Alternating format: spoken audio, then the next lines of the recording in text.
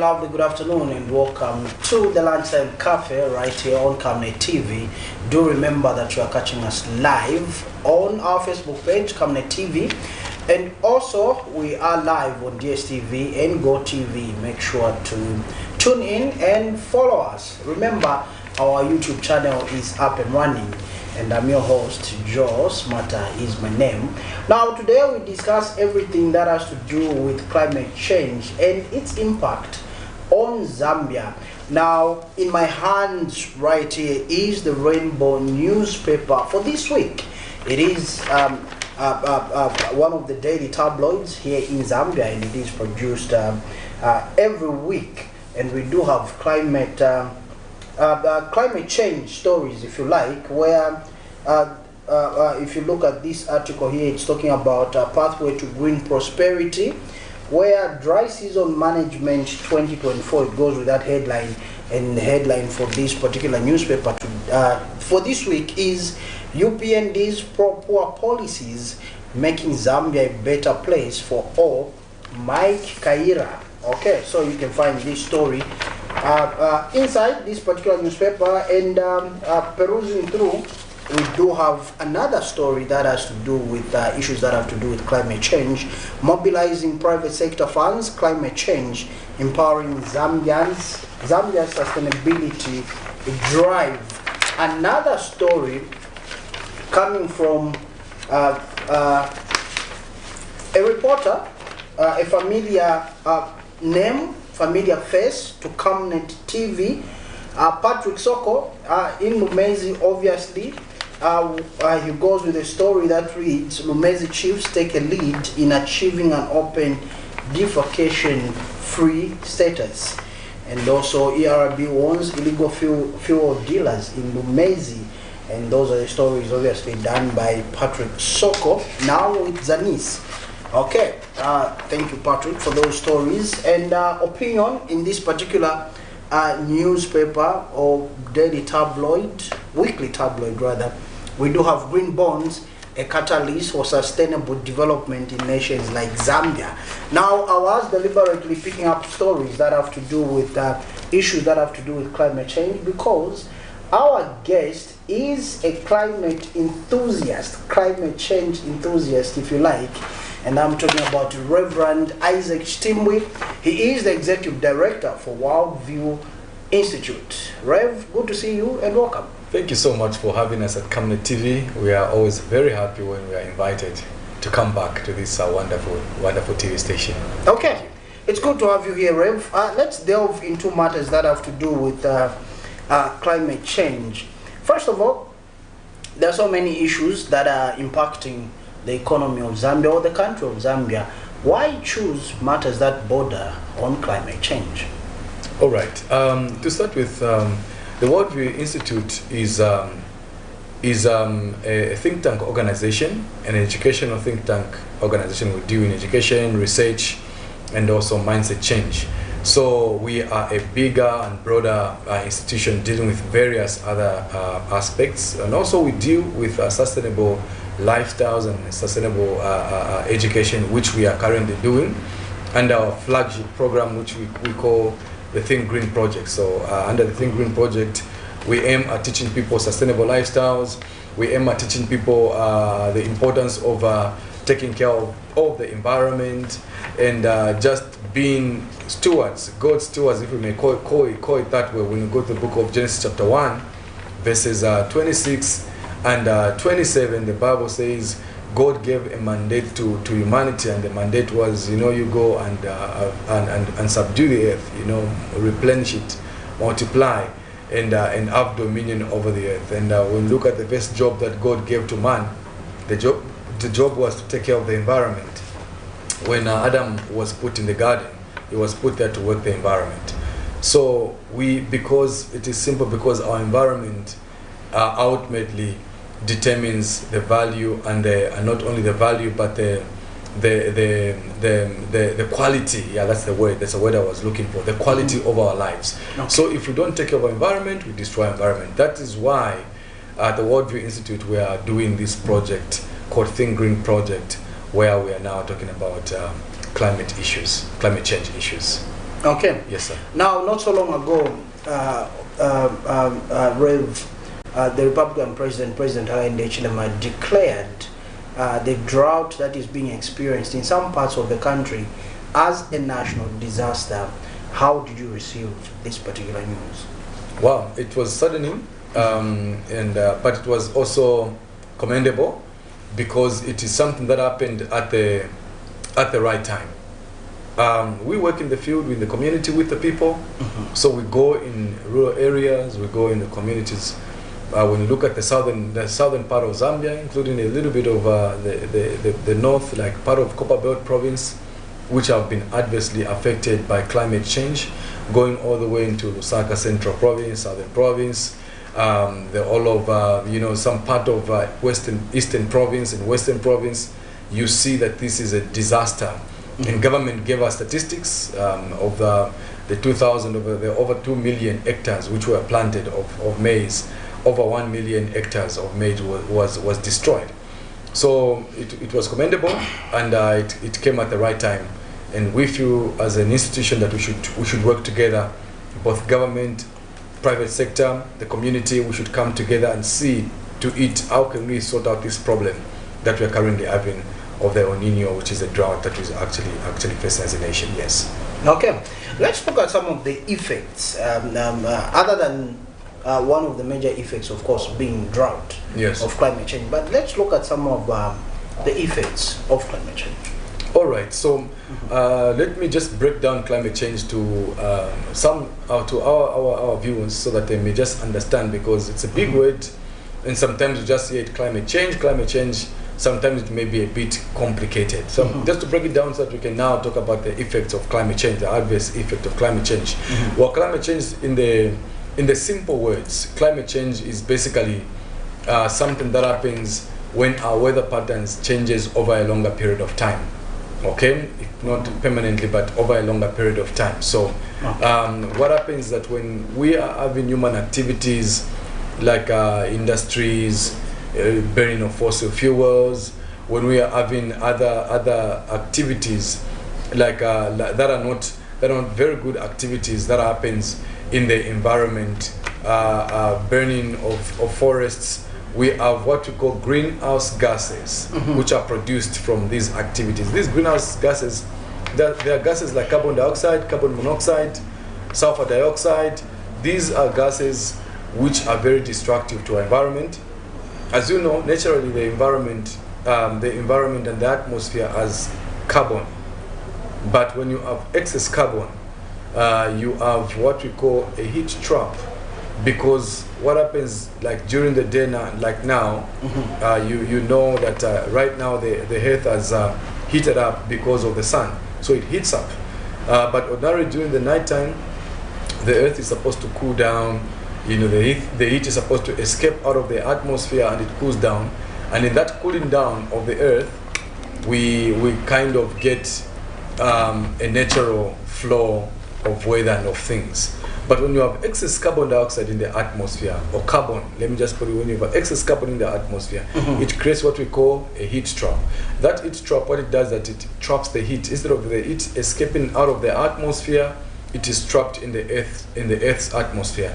And as a result, you have what we call global warming. Okay, now global warming creates a lot of changes in our environment, in our climate. The areas which are cold, usually supposed to be cold, experience that heat makes it very difficult, because you start seeing that those areas like Alaska or the North Pole region, they start melting. With that melting of the ice, means that the sea levels goes up. With the sea levels going up, it creates ripple effects with floods, with other effects that come, and those effects now are the effects over a longer period of time, are the effects that we call climate change. Okay. So climate change brings enhances, is like El Nino is a natural phenomenon, but it is enhanced by climate change, meaning that it is made in the layman's language stronger. And then apart from that, we have tropical diseases which become so rife because of climate change. Because you know that when we are in a tropical environment and it becomes very hot, you have a lot of insects that comes, like mosquitoes, that breeds malaria. We have a lot of diarrheal diseases, you know, we have a lot of waterborne diseases, because some of these bacteria, some of these diseases, they are rife when we have a lot of heat in the environment. So we have, apart from us having issues like drought, you start finding that we are having diseases, and also we start having some other problems like respiratory diseases and sicknesses because of climate change. So these and a few are adverse. Also economic impact. Like for example, right now Zambia is impacted so much economically because of climate change. Why? Because now, sir, we have to switch off. We have to use generators for us to get electricity. That becomes expensive. So all these are the effects, adverse effects that come with climate change.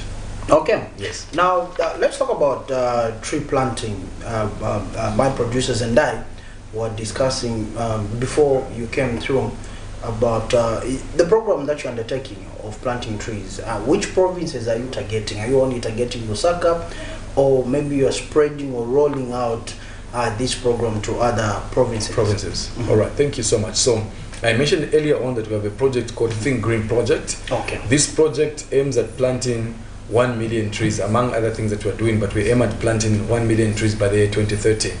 So now we thought it means that we can't plant all the 1 million trees in Lusaka. We have to spread it across the country. Okay. So we have some of the projects that we've done so far. We've planted some trees in the national park, Lusaka National Park. We planted 1,200 trees. We planted some trees, about 1,000 trees now, along in Lilai. We adopted some streets like South Park Street while we're planting these trees. And now we are doing another program and implementing of the Think Green project called Shanga. Shanga is a youth initiative project because we are going in school. We are working in collaboration with the Ministry of Education, who are our partners, and we are going to all the 10 provinces of Zambia and all the districts of Zambia, and we are targeting to plant in a year. We're targeting to plant 150,000 trees in the schools across Zambia. So we are going to all the districts. We have done so far 6 districts of Lusaka province, and we've done, as I speak to you now, we have done 6,400 trees that are already in the ground as we speak in Lusaka province alone. So this is just phase 1 of the tree planting in Lusaka, because our aim is to plant 15,000 in Lusaka, 15,000 in the Copper Belt, and in all the provinces, so that we can have 150,000 trees planted in 1 year. Okay. Yes, so how long is this project going to run? What's the duration? The Think Green project runs up to 2030. Okay. But the Shanga project is running for 1 year, so we are doing it up to 2025. So yeah, by 2025, by this time 2025, we should be concluding with Shanga. Yes. Okay. Yes. Okay. And let me ask you this question: the ban on selling of charcoal. Charcoal. Yes. How do you look at that? Well, it's a two-way thing, if I may say, and be very honest, because one, we know that most of Zambia is one of the most deforested countries in Africa. Okay. Our deforestation levels are very high because of charcoal. I went to Zimbabwe a few weeks ago, and I actually learned that in Zimbabwe they have banned charcoal completely. There's no charcoal burning completely in Zimbabwe. Okay. So you find that their forests are much better than our forests. Our forests are actually quite depleted. And if you take an aerial view, if you're just flying even from the Copper Belt to Lusaka, nobody needs to tell you that we are in a crisis. Just look at the terrain, look at the way things are looking. You know that there's a problem. So coming to charcoal now, because we know charcoal is one of the biggest contributors to cutting of trees. Well, what we call indiscriminate cutting of trees, because we just cut trees indiscriminately. So when it comes to charcoal, we have a big challenge. Number one, the challenge is that most of that charcoal, people cut the trees very far away from Lusaka, but the demand is in the cities. It is in Lusaka, it is in the Copper Belt, it is in Livingston, in the bigger cities where there's a demand for energy. So those people, they burn the trees, and then they because for them it's an economic activity, And then for the people here in Lusaka, it's a survival mechanism because there is load shedding, there are all these challenges that are having, so now we need to survive with using charcoal. So the banning of charcoal, actually, the minister just banned charcoal in 2 districts, not in all the districts. So I think Mumbo should be one of the districts that they banned because of the depletion of trees in those areas. It's very, very bad. I think they let them extend it to Luanga. Luanga is one of the districts which is very, very bad. Okay. So it's welcome, but we need to go beyond just banning. We need to also look at the alternative source of energy, because we know the demand is in the cities, and in the cities where we are now, what is an alternative source of energy that we can give to the people? And apart from that, what is also another alternative that we are giving to those charcoal burners in terms of what education are we giving them in terms of sustainability? Maybe let them go into agriculture, or let them go into into different things, horticulture, fish farming, and all these other areas that they can be able to sustain themselves. But at the end of the day, at the same time, the demand on the charcoal which comes from the cities, big cities like Lusaka, we need to find a way of mitigating that. And I think the best way of doing that is to promote usage of other alternative sources of energy, like gas, natural gas, which we can be able to get. There are certain a few problems. I know I'm speaking a lot, but in a short period of time, but try to bear with me.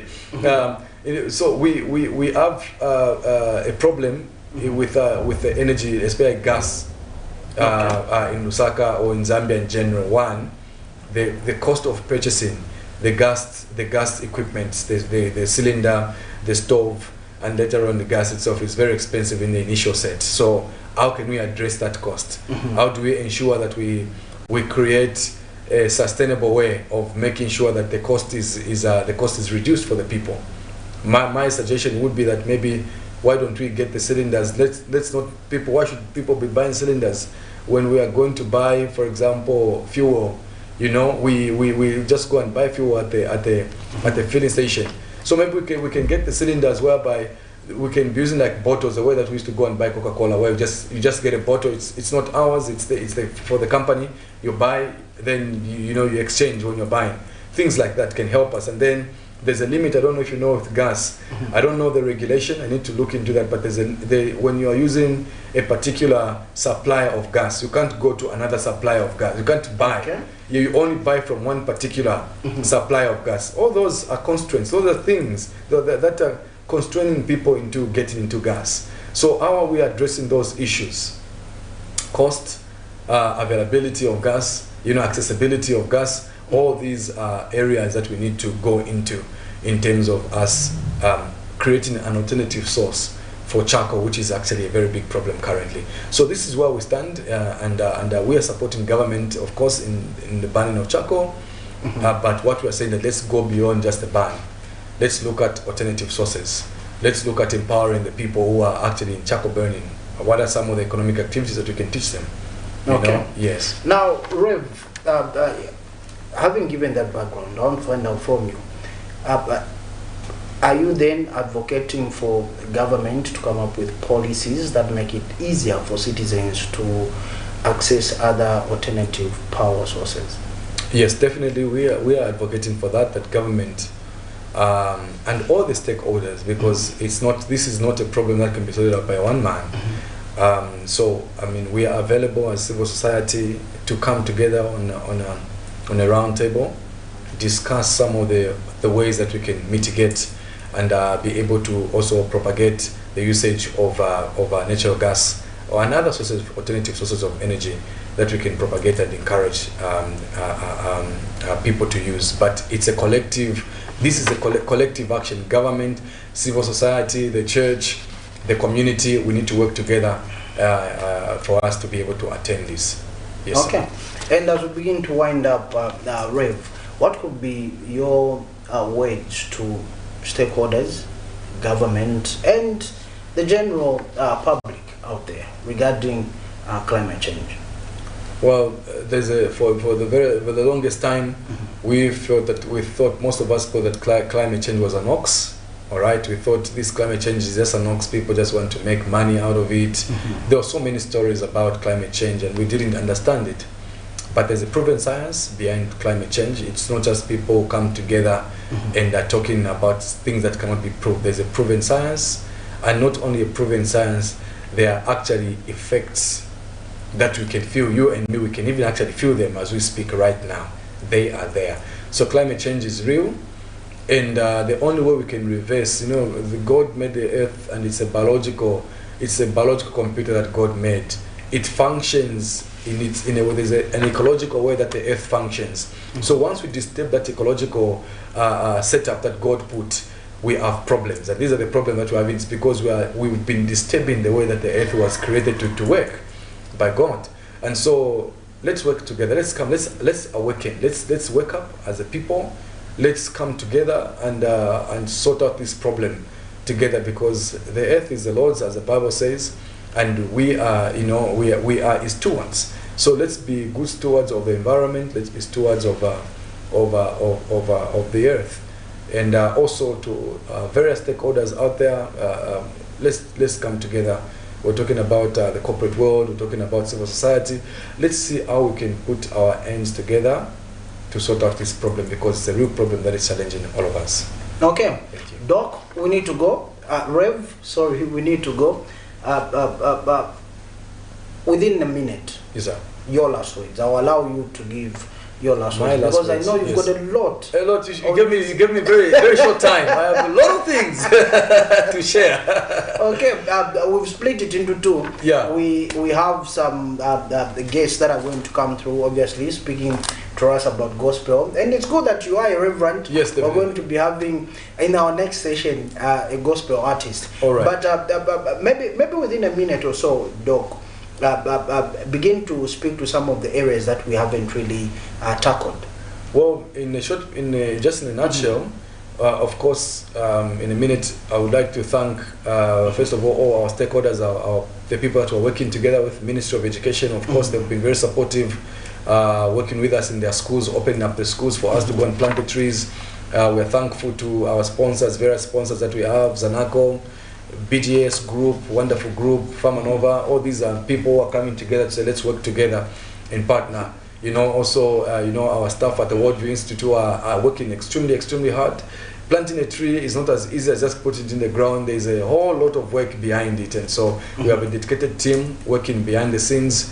We also have a lot of volunteers, so you can volunteer, Mr. Joe. Yeah, be a volunteer at the Worldview Institute and be a part of what we're doing. I should plant a tree. Yes, be a volunteer and plant a tree. So we're thanking the volunteers and just the board of the Worldview Institute, our chairman, Mr. Nyasulu, for the support that we continuously get through this. Okay. Yes. And maybe before we let you go, let me quickly find out how has been the response, especially when it comes to a tree planting exercise. How has been the response in the provinces that you have undertaken this exercise? Well, the response is actually becoming better and better as we go. I think the children are understanding the principle. So our principle has been very simple. We are teaching the children, we're telling the children to say, look, the learners, as they are referred to, well, we're telling them, look, adopt a tree. You are in grade 8. Adopt a tree. In the next 5 years, by the time you'll be in grade 12, this tree is going to be a big tree. And you'll be very proud because this is going to be your tree. And so when we did some planting of trees in Zaf Twin Palm, there's a school called Blue Angel School. Okay. We were very excited to see the children getting pens and papers and sticking them on those trees and putting their names, adopting the trees, that this is my tree, I'll take care of it. And so we've been getting very good response. Of course, we've had some challenges where we've not been getting other people have not been responsive in other districts, but by and large, we are grateful and thankful for the response that we've gotten. Okay, you've talked about challenges. How are you navigating through these challenges? Of course, partnership is one of the ways. As you know, that this comes at a very high cost. For example, in Lusaka alone, we have planted about 6,400 trees, which has costed us about 416,000 kwacha. That's a hefty amount to go. And but because we are working together with stakeholders, various stakeholders, building relationships, this has been something that we are working well, and also partnering with the community. The problem that has been there is that the community actually don't understand the importance of trees because they think that trees are planted by God and they will just grow on their own. They don't know that there's somebody who planted that. When you're eating some mango, somebody planted that tree. So that is now the education that we're trying to put up across the people and just teach them and train them. So basically this is where we are, and that's how we are fighting some of these challenges. Okay, and when it comes to sensitization, are you sensitizing the communities? Yes, we are also so at the same time, simultaneously as we are planting the trees, we are also sensitizing. So we are having small little mini workshops where we are training them on the importance of trees, how to take care of trees. And let me mention that we've also been working not only with the Ministry of Education, but also we are working with the Ministry of Green Economy and Environment, through the district forest officers and provincial forestry officers. And these people are amazing. These are people that are helping us with the technical aspect of trees and monitoring and evaluation of the project. So we can say safely that we have stakeholders who are really, really supportive. Okay. Yes. Rev, let me thank you more sincerely for coming through to the Lunchtime Cafe and discussing to us matters that have to do with climate change. Yes, thank you so much. We really appreciate your invitation. We are looking forward for you to invite us and give us more hours. Of course. Yes. Of course, since we still have the drought, yes, and still suffering the effects of climate change. Yes, then we can tackle some other issues. Of course. We are going to our next project is Northwestern Province. Okay. In next month, in the month of June, we are launching Northwestern Province. So the people in Northwestern Province, you can expect us. Yeah. So people from the Western Province expect us to come.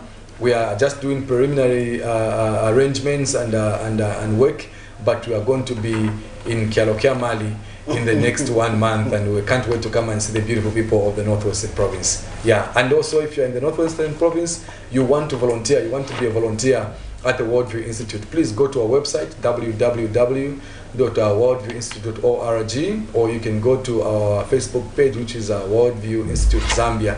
You can find some of the information there on how to be a volunteer. We want you to volunteer in Northwestern Province, so please join us and let's partner together in this cause. Thank you. Okay. Rev, thank you so much for coming through. Thank you so much. We really appreciate it. Okay. So there you have it, viewers. That was Reverend Isaac Chitimbwe, the Executive Director of Worldview Institute, discussing matters that have to do with climate change and its impact on Zambia. We go on a short break. When we come back, we'll be joined by a gospel artist coming all the way from the United States of America. Do stay tuned and don't go away. While most of the talk has been on the quality of primary and secondary schools in Zambia, by seeing to it that all pupils learn in well-built classrooms and sit on desks, Minister of Education Douglas Yakalima says the quality of higher education in Zambia should not be left unchecked. The minister notes that a number of higher education institutions have developed a habit of over-enrolling so as to increase their gains, explaining that what matters is the quality of graduates and not the number. He has therefore tasked the new Higher Education Authority Board, which he was inaugurating Friday morning, to increase inspections of various tertiary institutions to ensure that good quality education is promoted.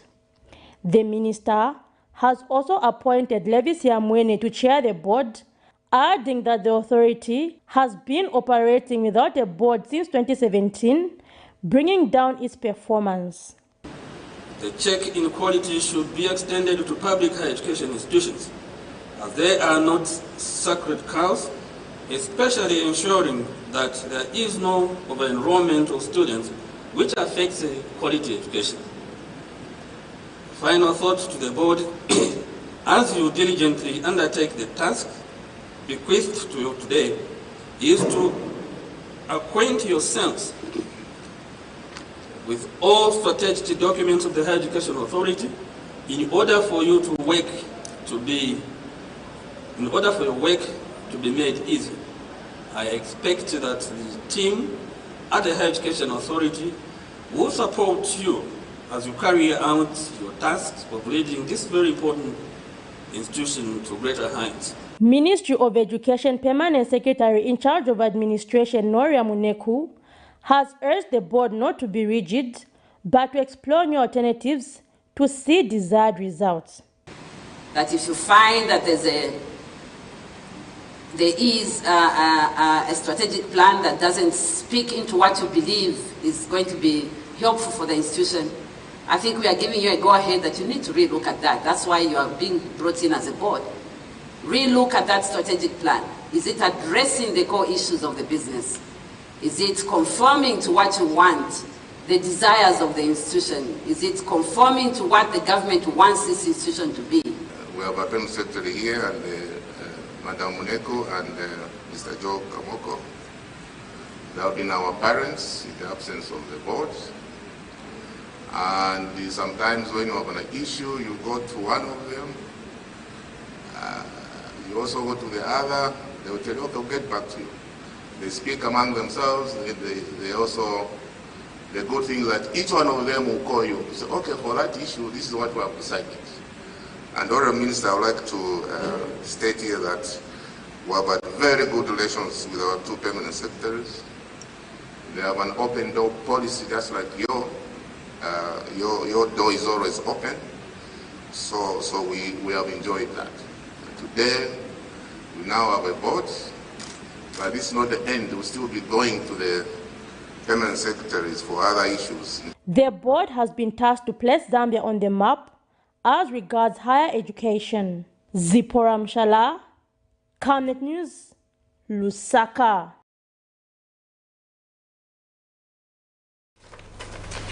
Okay, thank you so much for still joining us. Now, welcome back to our second session. Now, we did make mention that we'll be hosting a recording artist all the way from the United States of America, Nashville, Tennessee. And of course, I have two guests. Now, seated on my far left is Mr. Jack Shockley. He is a music producer. Welcome to the program and welcome to Zambia. Thank you so much. It's an honor to be here. It's good to have you here. And seated on my immediate left is Becca Shea. Yes. Now she is a recording artist. Welcome to Zambia. Thank you so much. I'm so honored to be here. Okay. Happy. Fantastic. Now let me first find out for our viewers that do not know why you are here in Zambia. Let me start with you. Like they say, ladies first. Why are you here? Why are we here? Yes. We come in the name of the Lord. He has invited us and called us here, and we're so honored and privileged. It's our first time. So we're excited about whatever He wants to do. It's all about the King of Glory for us. That's why we're here. We want to be with Him wherever He is. And so He is in Zambia. And we're going to have a really good time here. So we're expectant and excited because we are going to have a big worship festival. So apparently all of the worshipers are going to gather together and we're going to have heaven. Okay, awesome. Mr. Shockley, how are you finding Zambia so far? Zambia is amazing. I've been enjoying the people. The people have been so accommodating and loving. Love the food here already. Okay. Have you tried what we call nshima? It's pop. So have you tried? Oh, is it the drink? No. So Dr. Miles had it. It's a thick porridge. Yeah. Oh yeah, and you squeeze it and then you eat it? I haven't tried it yet, but I'd like to. Yeah. We do have a kitchen here. You can try it. Okay. Oh wow! But it's like cornmeal. Yes, it's cornmeal. It's cornmeal. So good. Yes, it's nice. You should try it. I will. I'm afraid once you try it, you decide to stay in Zambia. It's addictive like that. We need to bring it to America so we can have some. You have to. But tell me about this festival. How long is this festival? How long is the festival? Well, the first day, we have three things we're doing. Tomorrow night, the festival is going to be on Saturday. Okay. Just one day, and Saturday. then one day. Sunday morning, she's going to sing at a church. So. Okay, so it's Friday, Saturday, and Sunday. But the festival's only one day. Correct. The festival is only one day. Yeah. Saturday. So you're in the country for 3 days? We're in the country till the 9th. Oh, till the 9th. Yeah. Okay. We're doing some sightseeing too while we're here. Oh yeah, you should even visit Livingston. Yes, I think that's what's coming. We are. You should. Yes. You should. Okay. So tell us a bit about this festival.